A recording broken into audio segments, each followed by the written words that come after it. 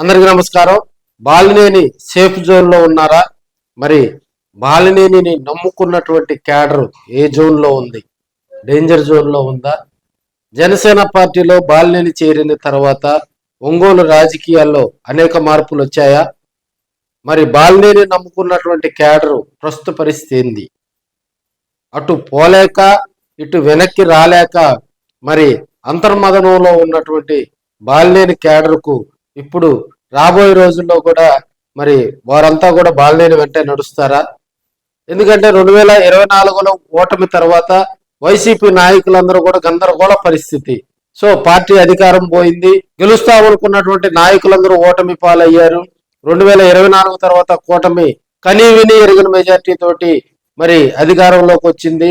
వైసీపీలో 2019 నుంచి 2024 వరకు పనిచేసిన మంత్రులు ఫైర్ బ్రాండ్లుగా ఉన్న వాళ్ళందరూ కూడా మరి జైలు పాలైనటువంటి సందర్భం. ఎవరికి వారు సేఫ్ జోన్ చూసుకున్నట్టుగా కూడా మరి రాష్ట్రం మొత్తం తెలుస్తా ఉంది. సో కొంతమంది పార్టీ మారి మళ్ళీ తెలుగుదేశం కూటమి వైపు వెళ్ళి ఎమ్మెల్సీలుగా మరి కొన్ని పదవులు అలంకరించారు. అయితే ఒంగోలులో దీనికి భిన్నంగా కూడా బాలినేని శ్రీనివాసరెడ్డి జనసేన పార్టీలో చేరటం జరిగింది. జనసేన పార్టీలో వెళ్ళిన తర్వాత కూడా మరి సేఫ్ జోన్ లో ఉన్నారా?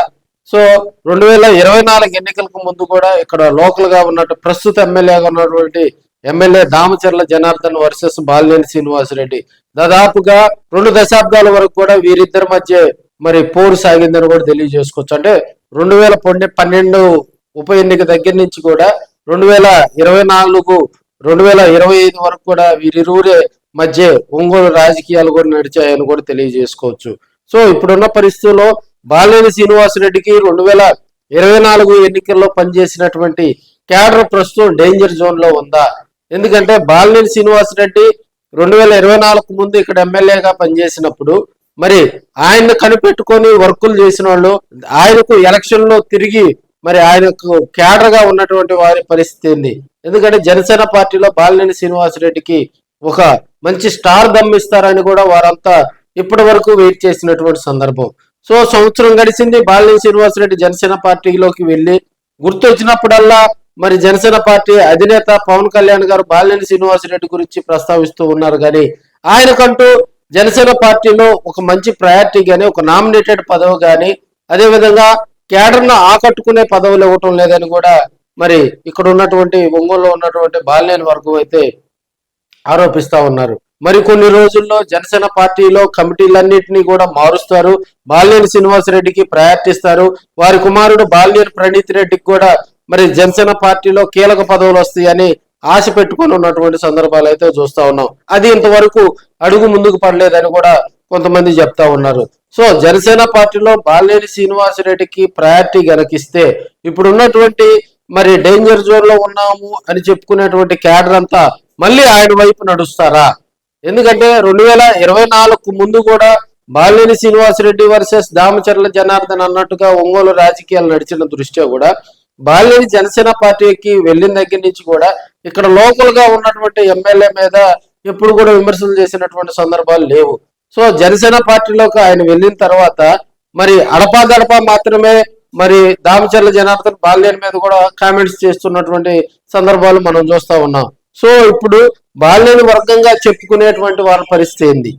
బాలినేని వర్గంగా చెప్పుకునేటువంటి లీడర్స్ అందరూ కూడా మరి ఆయన వెంట జనసేన పార్టీలో ఆయనకంటూ కనుక ఒక ప్రయారిటీ ఇస్తే మరి వారందరూ డేంజర్ జోన్ నుంచి సేఫ్ జోన్ లోకి వెళ్తారా అనేది కూడా మరి ఒంగోలు నియోజకవర్గంలో ఉన్నటువంటి మరి బాలినేని వర్గంగా చెప్పుకునేటువంటి నాయకులందరూ కూడా దీనిపై జోరుగా చర్చించుకుంటున్నారని కూడా తెలియజేసుకోవచ్చు. సో సంవత్సరం గడిచినా కూడా బాలినేని శ్రీనివాసరెడ్డికి మరి జనసేన పార్టీలో ఏ పదవి కేటాయించకపోవటం కూడా అక్కడ ఉన్నటువంటి క్యాడర్ ను కొంత కలిసివేస్తుందని కూడా అక్కడ వారే చెప్తున్నటువంటి సందర్భం. సో సంవత్సరం అయినా కూడా బాలినేనికి మరి ప్రయారిటీ ఇవ్వలేదు. మరి నెక్స్ట్ మంత్ ఇస్తారా, లేదంటే నెక్స్ట్ మంత్ ఇస్తారా, నవంబర్లో ఇస్తారా, డిసెంబర్లో ఇస్తారా, జనవరిలో ఇస్తారా? ఏ నెలలో ఆయనకి ప్రయారిటీ ఇస్తారు? 25 ఎండింగ్ లో బాలినేని శ్రీనివాసరెడ్డికి మంచి ప్రయారిటీ వస్తుందని వారైతే ఆశపడతా ఉన్నారు. కొంతమంది కొత్త సంవత్సరంలో బాలినేని కంటూ కూడా మరి ఒక స్టార్ దమ్ము ఇచ్చేటువంటి పదవి జనసేన పార్టీలో కేటాయిస్తారని, అదేవిధంగా ఇప్పుడు ఉన్నటువంటి పరిస్థితుల్లో కూడా ఉమ్మడి ప్రకాశం జిల్లాలో బాలినేని జనసేన పార్టీలో ఒక క్రియాశీలకమైనటువంటి పదవి మూడు జిల్లాలకు ఇన్ఛార్జ్ కానీ లేదంటే 5 జిల్లాలకు సంబంధించినటువంటి పదవి ఆయనకు కట్టబెడతారు. అదేవిధంగా బాలినేనిపై కూడా పవన్ కళ్యాణ్ గారికి నమ్మకం ఉంది.